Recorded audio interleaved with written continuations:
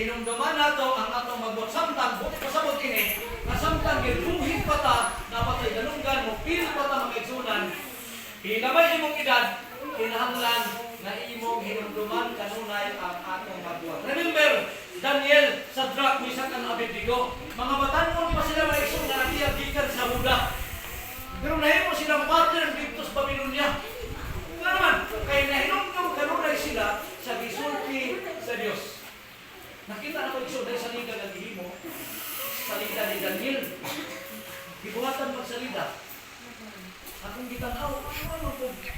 Gidescribe nila ang ani, gamay pas dali niya, giplanuhan na sulungon dito ang Huda, niya ang hari sa niya, nagplano nga ilang sulungon, waktong tanan, ang musukol pa yun.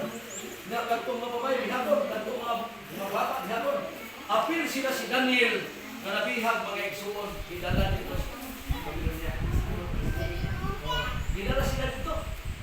Pero nakanindot, kay bisag, nung yung panahon, nagikan sila dito sa Babylonia, silang pagkabata pa, nadala nila mga igsuon sa Babylonia, nahimo silang influensya, nagikan sa Ginoo. Munang si Daniel, sa Daniel 1:17, yung dito, si Daniel, may kaalam sa paghubad o mga damgo o mga pananaw. Sabi niyo, samtang ang manaligo ni Daniel, nag-anam o kahingkod, nag-anam po kadad ko ang problema ngayang giatubang. Ano man, kay luyo sa iyang kahibalo sa paghubad, mga damgo, pananaw, niabot ang problema dito igsoon sa mga kinaharilan. Kabalo mo kung saan yung problema ha? Kadtong gipahubad ang damgo sa hari. Ang problema, kaya ang damgo sa hari, nalimtan sa hari.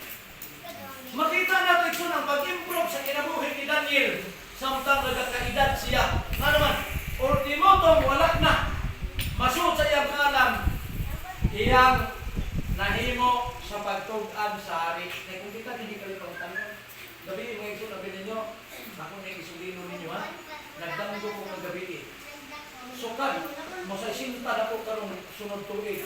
Wa pag ko kadamgo yung damgo sulat. Namin mga damgo, mga kumon, mabalik-balik pa, madamgohan mo ka. Pero gabi, nakutala ko na misis pagkabuntag na. Wala ba kumagkuhan, wala ba kumagkuhog, wala ba kumagkuhan ang murag na.